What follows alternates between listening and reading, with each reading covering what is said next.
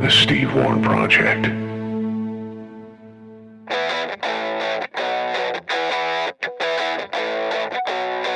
Hey everybody, welcome to The Project, presented by Faces Magazine. We're a podcast devoted to sports and whatever, with a particularly watchful eye on the NHL. I'm Steve Warren, and today with Jimmy away at a charity event, it's our interview with Sens defenseman Thomas Chabot. The Sens can sign him to an extension this summer. I ask him, among other things, can you see yourself being an Ottawa Senator for life? Our RB Computing web poll today, if Toronto had won Game 7 over Boston, would they have been the ones in the Stanley Cup final? That's all straight ahead on the Steve Warren Project, brought to you by Jim K. Ford. Life gets so busy sometimes, and shopping for a new vehicle can be a real hassle. Until now, that is, thanks to Jim K. Ford's new at-home test drive. They'll bring the test drive right to you, home or work. JimKFord.com, Youville Drive in Orleans. Faces Magazine is getting ready for Casino Royale Friday, June 14th at the Brook Street. It's a chance to get all dressed up for a fun evening in support of the Sens Foundation. There you'll be able to enjoy all your favorite casino games for a chance to win over $100,000 in prizing. For tickets, check out CasinoRoyaleOttawa.com. And if you are tired of feeling like you and your insurance company are on different teams, switch to All Insurance Ontario. Get personalized one-to-one service from a dedicated broker who you can text or call at any time. They are real people with solid advice, great rates. Visit allins.ca or text 613-860-6008. Remember, our newest Patreon members always get a mention at the start of a show, so a shout-out to Tony Zane, actually one of the guys I play hockey with. Good guy there, our latest member. Thank you, Tony. And if you'd like to be a member, just click on the membership tab at stevewproject.com. All right, let's get busy. It's our one-on-one interview with Sens defenseman Thomas Chabot. He, of course, was at the World Hockey Championships in Slovakia, where Canada had to settle for a silver medal. Chabot played huge minutes for Canada, so a bit of a disappointment, but certainly a nice distraction for a couple of tough years with the Ottawa Senators. So I began by asking Thomas about his season that was and how he felt about it. As a group, we came a long way. Obviously, we had such a young core group here with the Sens this year, and I think when we look into it, obviously from the outside, it wasn't the best season. We could have done a lot better, but at the end of the day, I think everybody took a big step this year. I think whether it was the older guys or the younger guys, I think most of the younger guys had a bigger role than they probably wouldn't have that early in their career, and I think everybody kind of stood up to the challenge when the three guys were traded from Ottawa. Obviously, everybody took a big step, and I think when you look from the inside, I think it was pretty positive. There's a lot of positive things for the future of this organization. Everything went right in the early going for you. Then you got a bit of injury problems. It still was a terrific season for you. How would you analyze your own season? I think it was pretty good. I think you said it right. I think the way I started the year, obviously I knew I was going to have a bigger role, and I just kind of went with it and try to play as best as I could. And that's the way I saw it. I just try to get out there and help the team having success. But obviously, like you said, I think that shoulder injury that kept me away for 2 weeks and a half, I can remember well. Kind of breaks you a little bit. You stop playing for 2 weeks, and then you get into the part after Christmas where everybody's kind of trying to get for the playoff push and everything. So it's kind of slowed down a little bit. But I think a couple games after, I kind of got back into it and just kind of started playing my game again. But obviously, I think when I looked at it, obviously you always wish you'd never get hurt. You don't want that to happen. But I think I'm pretty happy the way my season went. I had a bigger role than we would have probably expected, and that I would have at 21 years old. But no, I took advantage of it. I was playing big minutes, big situations in the game. So I really enjoy it, try to make the best of it, and obviously I'm pretty happy the way it went. Since we're talking about the injury, I go back in my head about it, and it was a weird collision with Matt Martin when you were playing against the Islanders. Have you had a chance to see the replay of it, and what did you think of it? Were you bothered by it, or did you think it was accidental?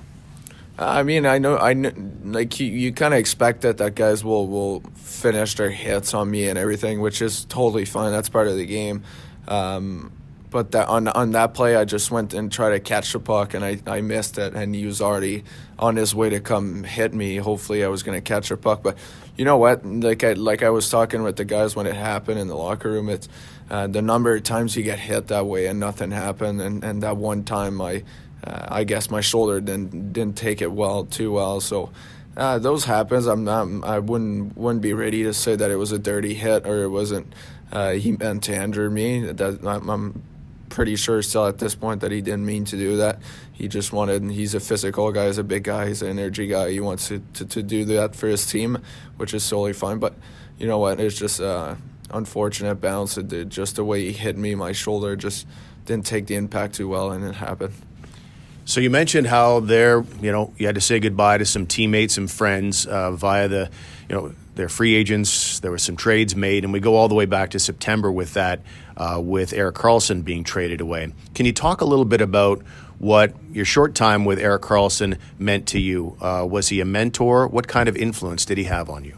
I think he kind of was, to be honest. I think he, obviously I didn't play too long with him either, but the year before when maybe the last 30 games of my first season, I had the chance to be on the same pairing as him. So that was pretty neat. That was obviously he's always the kind of player that I can kind of look up to because we play kind of similar ways, and we're both offensive-minded D-men. So to have the chance to play with him and see the kind of the plays that he was making, or anytime we were doing a mistake, see what he was thinking about it, and you just see a different side of it sometimes that you think that you made a mistake, but then when an older guy that's been around for a while and that as talented as he was, it was great to see just what he was thinking and just playing with him. Obviously, being around the locker room, he's a great guy. He loves having fun. He enjoys playing hockey. So I think I was really having a blast playing with him for sure.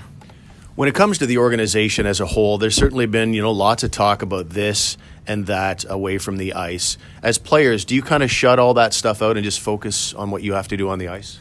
I mean, it's like any other thing. I think when anybody asks you about what's going to happen, the only thing we control as players is go out there and try to do our best and play for our jobs. Obviously, it's our job to go out there and succeed on the ice and put up score goals or whatever your job is, get energy going, whatever it is.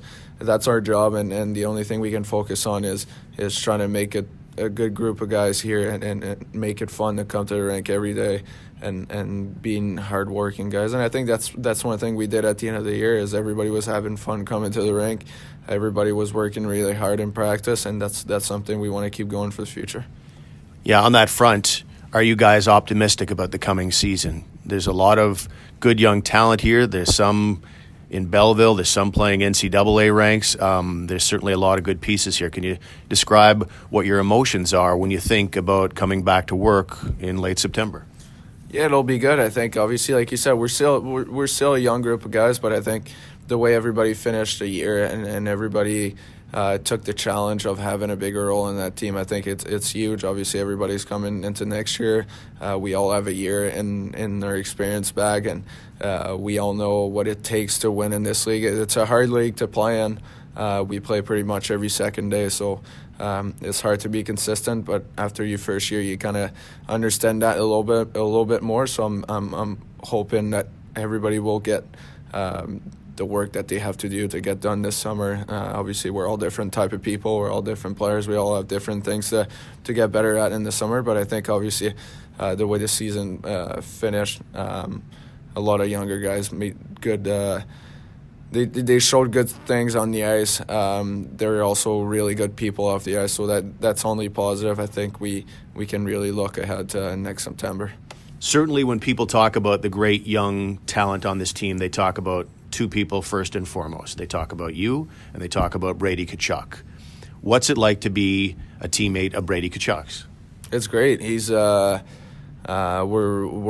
getting along really well. Obviously, we're two guys that love the game, really enjoy whether it's at the rink, being at the rink, or at the hotel watching hockey on TV or whatever it is. We really enjoy doing it, and he's a guy that's always smiling, always willing to get better and put in the work. So obviously he's got all the tools. Obviously you guys saw him on the ice. I don't need to talk about that. He's a very talented guy. Can be a shit disturber, and he can score goals. So I mean he's got it all, and obviously off the ice everybody would tell you the same thing. He's a blast to be around. He's a great guy. He loves having fun. He loves making jokes. So obviously he's a great teammate.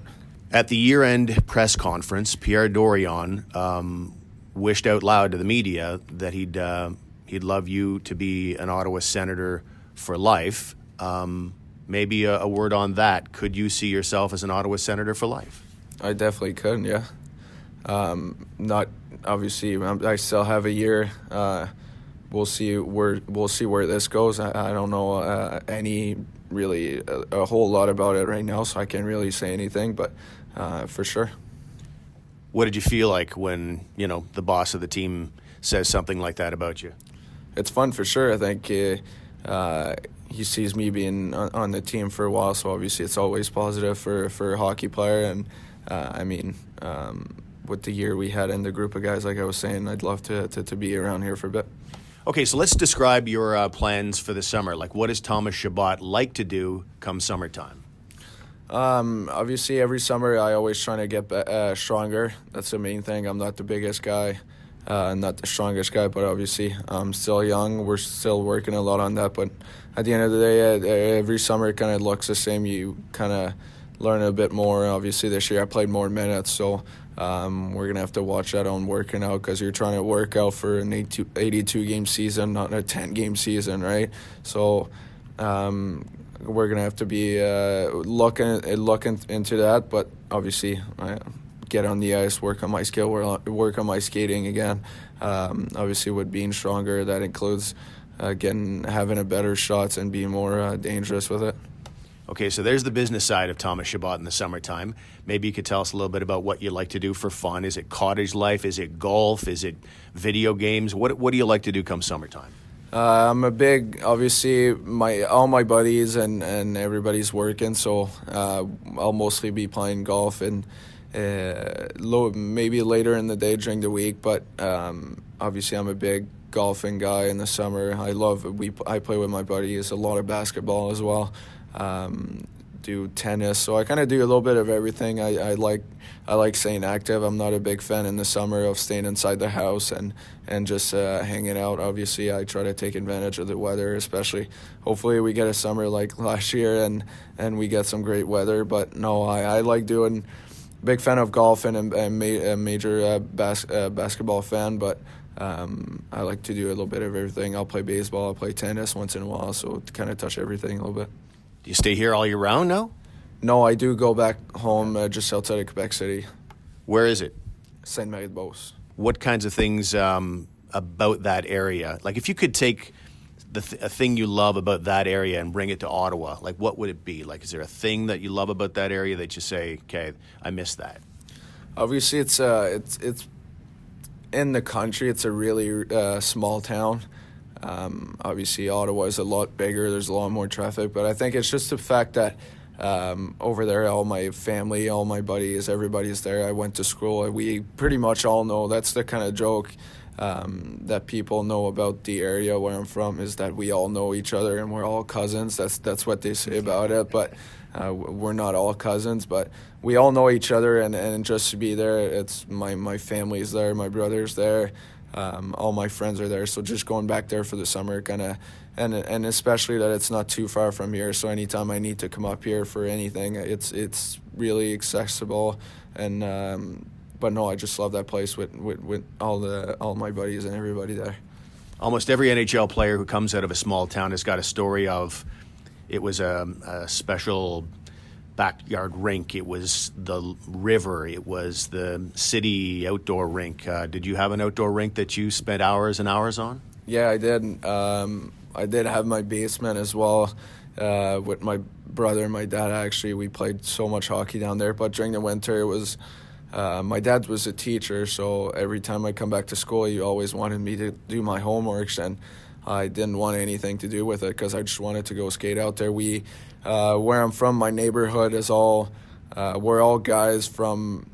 Actually, yeah, we're all guys, first thing first, which is pretty lucky. There's no girls in the neighborhood, so everybody was playing hockey as well. So we were all I was the youngest, and my brother's the oldest. I'm a 97, they're a 93, so we were all within 4 years, which was pretty cool. So we every night, every weekend, every day, whatever it was, Christmas break or any night after school, we were all there playing for at least 4 to 5 hours every night. It was a blast for sure. That's where it all started. Were you always sure of yourself? Like, were you always the star? Were you always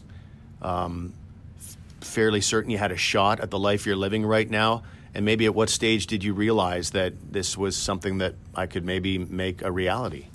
Not really. I never ever told myself that I'd be playing in the NHL one day. Obviously, my dream was to, but I knew how hard it was to get there and almost how impossible it was to get there. And obviously, I had the chance to have my brother just 4 years older than me. So when he went through midget AAA, he got cut at 16, and I thought my brother was the best player in the world. So I was like, well, there's no chance I'm making it there. And then when I got there, I made it. Then I got drafted in the QMJHL. And then after my first year in the QMJHL, I had a decent year. It was obviously hard for a French Quebec boy to go in St. John, New Brunswick, and didn't speak a lick of English. It was a little hard at first, but the second year when I got drafted, that's when, not drafted, but at 17 when I saw it was on the rankings and everything to get drafted, that's kind of when I realized that I could maybe one day play in the NHL, but never growing up. Obviously, I always believe in my talent. I believe in my skills, what I was doing out there. I thought I was doing the right thing, but I've never believed that I'd be in the NHL for sure, no. What's your older brother's name? Félix Antoine. And did he tell me about your relationship with him? Like, was he the kind of big brother that kind of took you under his wing and nurtured you and looked after you, or were you guys just kicking the shit out of each other all the time? We were just kicking the shit out of each other all the time. Don't get me wrong, we love each other, but anytime we play, whether it was hockey in the basement, my parents could tell you the same. I'd run upstairs crying because he beat me because he was 4 years older than me, or whether it was at the outdoor rink, whatever it was, hockey street, whatever, any sports we were doing. Anytime I was beating him, I loved talking, I loved chirping too, so that probably didn't help me at all when I was beating him. But no, we were two really competitive guys, and we love to win. We love to be better than the other one, and obviously all my life I followed his track to. He played one game in the QMJHL. I'll follow him all the way there. I really enjoy watching him. He did the same, and now we're not beating the shit out of each other anymore. He probably takes all the credit for your career, I bet. Yeah, no, he's not too bad. No, we had a lot of fun. I'd redo it all again for sure. Good stuff. So, who would be your best friend on this team? My best friend. Wow. If you want to narrow it down to a couple, if you're worried. Yeah, well, there's Kachuk, there's White. He's a neat story. Same birthday. You guys have kind of and we're roommates too. So, okay. To be honest, there's so many guys that I really get along with on the team. But I think if I have to go with two guys for the main guys, it'd be those two. Chucky's only a year or two younger than we are, and like you said, Whitey, we're born on the same day, drafted on the same year, so it's pretty neat. And we're roommates. We love going out for dinners together. We love hanging out here in Ottawa together. They're both a lot of fun. They're both funny guys. We kind of always want to do kind of the same thing, so we always get along really well. What about elsewhere in the NHL? Have you got someone you're tight with around the league that when you play against you hook up and grab a bite to eat or something? Beauvillier with the Islanders, Barzal with them too. Really good buddies with Dubois in Columbus too. Joseph in Tampa Bay, I played with him for 4 years in junior, so pretty much any team, there's always someone that but there's always some teams that, like Joseph, I played for 4 years in junior. We won a championship together, so it's always fun anytime he comes here or I go there. we grab a bite to eat the night before, and we catch up a little bit. It's always a lot of fun. Okay, some favorite stuff. First of all, what's your game day meal? At home, it'll be here in Ottawa. It'll be broccoli, chicken, and penne with rosé sauce, and on the road it'll be salmon, broccoli, salad, and rice. Every time? Yeah. Nice. So what would be your cheat meal? You're going out, it's the summertime. Let's say you're going out to an Ottawa restaurant, whatever. What's your favorite meal there? A cheat one, I'd have to go with a burger and fries, yeah. Can't go wrong with that. Favorite movie? Home Alone. Solid. Yeah. I saw that with Christmas, actually. Favorite actor? Actor, probably The Rock. I'll go The Rock or Liam Neeson. Neeson, yeah. I always think Nielsen, that's why. Yeah, Liam Neeson. A big fan of this guy's movie.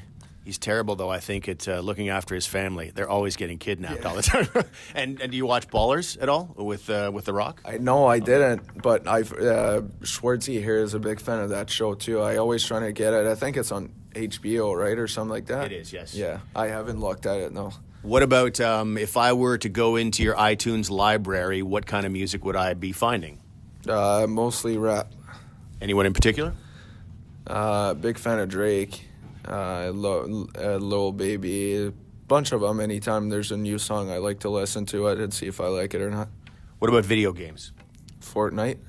Big Fortnite guy, okay. So that was legit when you did that video on Sens TV. Yeah. You're actually right into the like how much time would you invest in that? Because people are talking about that to the point where it's almost becoming a problem for some players. Yeah, it is. It could be. It's a lot of fun playing that game. But no, during the season, I'll play a couple games sometimes at night, but I don't let it obviously keep me up till 3 a.m. I make sure I get some rest, but I'll play a couple of games. But I'll mostly play like now when the season's over. I'll play a little bit more. I'll play during the day. I got buddies that are playing it as well. But no, I really enjoy playing it. It's a lot of fun.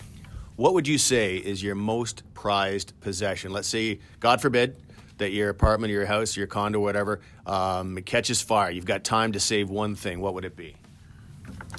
One thing, my dog. Your dog? Yeah. Okay, tell us about your dog. What kind of dog is it? He's a golden retriever. He's 7 months old. I had him this year for September. No, actually, he's born in September, so I had him for 7 weeks later. So I had him at the start of the year. So obviously, if my house would catch fire, I'd go get him for sure. What's his name? Milo. Milo? Why M-I-L-O. I don't know. My girlfriend and I were trying to look through names, and I really like Toby, like the movie, the Golden Retriever. And she came up with Milo, and I said, "Oh, why not?" And I kind of like it now. That was awesome, Thomas. Really appreciate you joining us on the show, and best of luck in the coming season. Thank you very much. So there he is, Sens defenseman Thomas Chabot joining us on the project. And straight ahead, we're going to talk a little bit about the RB Computing web poll. If Toronto had won Game 7 over Boston, would they have been the ones in the Stanley Cup final right now? Our show is brought to you by Faces Magazine, our title sponsor. It's Ottawa's premier bi-monthly publication showcasing the people, places, and events that make Ottawa such a world-class city. Lots of great sports features in the current issue, like the one you just heard, Thomas Chabot. You can read more about Thomas and Faces. Brian McGrattan, Bianca Andreescu are in the latest issue as well. 100% Ottawa owned and operated since 2010. Check out facesmag.ca. Do you dread calling your insurance company? Are you tired of the long wait times at the impersonal service? Switch to All Insurance Ontario. You get one dedicated contact who's never more than a quick text or phone call away. Visit allins.ca or text 613-860-6008. And life's busy, and the folks at Jim K. Ford get it. Schedule your at-home or at-work test drive of the 2019 Ford Ranger today. That's right, the Ford Ranger is back, all new and ready to compete with the big boys. The 2019 Ford Ranger doesn't disappoint. Check it out. Best price, best service, best value. Jim K. Ford, Youville Drive in Orleans. Now, our RB Computing web poll today is, if Toronto had won Game 7 over Boston, would they be the ones right now in the Stanley Cup final? Not entirely unexpected to see the no crowd saying 88%, no, they would not be the ones in the Stanley Cup final right now. And I'll say it this way. Obviously, you may have noticed over the last, many years that me and the Leafs don't get along particularly well, so I have a hard time admitting this. But I do think that if they'd beaten Boston, which is a big if, I think you've got Columbus waiting and you've got Carolina waiting. I think both of those were Cinderella stories whose clocks were about to strike midnight. They were both due for letdowns, I felt like. I think Toronto does steamroll both Columbus and Carolina. But we'll never know, of course. Just a little opinion piece in our poll today. Got some feedback on it as well. Good member of the show, Rick Casey, writes, "That's hilarious, Steve. Even if I thought yes were the answer, I would never vote that way." Walter Prager writes, "Option 3 in this poll should be," and then he sends along a video of a coffee spit take by actress Jennifer Lawrence, who's laughing her head off. And by the way, Jennifer Lawrence is always welcome on this podcast. Jiggly Pants has written on Twitter, "I don't know if I want to know the background of Jiggly Pants. Ha, thanks for making me laugh this fine morning, Steve." And former 67's trainer Brian Patafi chimes in, "No, they would have been too hungover in the next round after the parade the city of Toronto would have had for them for winning in the first round." So that's our web poll today, brought to you by RB Computing. We all hate when our computer, laptop, or phone breaks down, especially when you rely on them for work. Well, RB Computing has got you covered, helping Ottawa with computer and phone repairs and doing very high-quality work for over 20 years now. rbcomputing.com, 106 Menton Place in Bell's Corners. In our headlines here on the day that we're recording this podcast, the Boston Bruins win game number 6 to force a game 7 in the Stanley Cup final. They took care of business in St. Louis against the Blues, a 5-1 victory. So game number 7 of the Stanley Cup final will fire up on Wednesday. But Boston fans are a very distracted group right now, as I think most sports fans are, to learn of the news of David Ortiz, the Boston Red Sox legend, was shot in the back in the Dominican Republic on the same evening that the Boston Bruins are winning Game 6 in St. Louis. So like I say, Boston fans are a bit of an emotional wreck right now about this whole thing. And as we're doing this podcast right now, I guess Ortiz is in surgery. Certainly we're keeping our fingers crossed for a great outcome and that David Ortiz pulls through.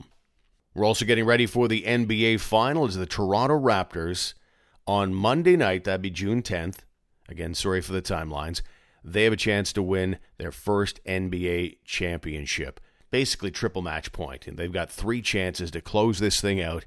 And so all eyes are going to be on Toronto to see if they can do that. I thought it was a cute exchange between Kyle Lowry and a member of the media who happened to be a kid, I guess representing one of those CBC Kids shows. And he stepped up to the mic and asked his Raptors hero a question. Right here in the front. Mr. Lowry, Yes. How does it feel to be an icon all over Canada to kids? I'm not that's a crazy question. I ain't never been asked that one. I don't know. I put it this way, man. I was once a kid. I was once in your shoes. And to be able to know kids one day will want to be like me, I hold myself to a super high standard. And I want kids and I want you to see a man that's, really professional, really about his business. But at the same time, he's still fun and loving at everything else. Davide, last Crazy question right there, boy. You Last can't question on the right beat that question. You can't beat that question. You can try, but you can't beat that question. What question? What you got? Yeah. I love that. Like, there's a classic case of media guy not really paying a whole lot of attention to what's been going on. Like this cute little moment between a kid and Kyle Lowry. Lowry gives a really gracious answer. You can tell he's a little embarrassed by somebody calling him an icon, and so he gives the best answer, and it's all done. And then the next media guy comes along and is like, "Oh, you can't beat that question." And the media guy is like, "Oh, what question? Nah." Oh, man, wake up, man. Wake up. Anyway, you can tell the Raptors absolutely love playing in front of this country, and Canada has totally embraced them, quite obviously. And you know who else is being embraced by Canada? That's Rory McIlroy, your winner of the 2019 Canadian Open. He finished it off with a 961 on Sunday to win the Canadian Open by 7 shots. Your week started at the Raptors game, you embracing the Toronto area. These fans have embraced you from the start. It's your 16th PGA Tour victory, your 6th Open title. How special is this one? It's really cool. I've had such a great week here in Canada. The people couldn't have been nicer, more welcoming. I think it helped I was cheering for the Raptors on Sunday night. Obviously, hopefully they get it done on Monday. But yeah, it's been an awesome week, and I'm very proud of myself, very proud to win my 6th National Open, and I can't wait to come back next year. It's safe to say we're going to see you for years to come here, right? Definitely. He said it. He committed right there. I think we can all agree the Canadian Open is a whole lot better with a guy like Rory McIlroy there, but that was a really good field. There's no doubt about that. That was a really interesting leaderboard. You had a lot of stars there, and you had a Canadian in the field. Adam Hadwin is kind of hanging around on the weekend, finishing top 10, so it was all good at the Canadian Open, and I think officials are quite clearly happy about the new schedule. And lastly, I want to talk about the Jeff Skinner deal. The Buffalo Sabres re-signed Jeff Skinner. He had a 40-goal year, his first 40-goal year in his career. But he finished 66th in the NHL points race. And on Friday, Buffalo gave Skinner an 8-year contract worth $9 million per season. Like, come on. That is really going to affect the price tag of every UFA. Not just this year, obviously, moving forward. Think about how hard it's going to be. Because I asked earlier Thomas Chabot the question about becoming a senator for life. Can you see that now with the Jeff Skinners of the world being paid $9 million a season, an 8-year deal? Can you see the Sens getting that kind of thing going off for all the young emerging stars that they have once they become UFAs? Are they going to be able to pull that off? And that's years away from now. Like, what is Jeff Skinner's never had more than 63 points in his NHL career. Like, what's a 63-point guy going to get 5-6 years from now? I have no doubt salaries will get even more ridiculous, which is tough news when you're a Sens fan, because right now the Sens simply cannot or aren't willing to keep up with the Joneses, and the Joneses are all losing their minds. Okay, that'll do it for today. Jimmy will return in our next episode. We've got, of course, we'd invite you to stick around for our moment of random hoopla. That's coming up shortly. Thanks again for considering a listener membership to keep our show rolling on a daily basis. We're going to decide this month on what the future holds in that regard, whether we'll be daily or whether we'll kind of dial things back to a weekly concept. But it's all about membership. It's all about advertising, and we'll get some answers as to where things fall in the coming month. And we thank you for considering advertising on the show as well. It also helps to subscribe, follow, like, leave a nice review at your app, whatever it may be. All these things help us grow as a podcast. Can't do it without the sponsors, of course, and they are All Insurance Ontario. If you like talking to a new rep every single time you call your insurance company, then All Insurance Ontario is not the broker for you. With All Insurance Ontario, you get one dedicated contact who's never more than a quick text or phone call away. Insurance has never been this easy. Visit allins.ca or text 613-860-6008. Faces Magazine is our title sponsor, prepping for Casino Royale next month. It's in support of the Sens Foundation. Get all your favorite casino games there with a chance to win over $100,000 in prizing. You're betting with play money, but the prizing is real. It's coming up Friday, June 14th at the Brook Street. And if you want to go, check out CasinoRoyaleOttawa.com. And life's busy, and the folks at Jim K. Ford get it. Between work and getting dinners ready, getting kids to the activities, having a little you time, the days go by at warp speed. It's hard to find the time, but at Jim K. Ford, they're trying to help out with a new at-home test drive. They'll bring the test drive right to you, home or work. Book your at-home test drive today at jimkford.com, Uville Drive in Orleans. And now, here it is, your moment of random hoopla. Jungle's impressions. Achoo! Achoo! Achoo! Achoo! Radio Gold, right here. Oh, man. This is from Rich the Nurse, which Jungle can use right now. Sorry, Steve. I was sneezing there. I covered my mic so you wouldn't hear anything. Excellent. I'm sure you've covered many things with that outburst.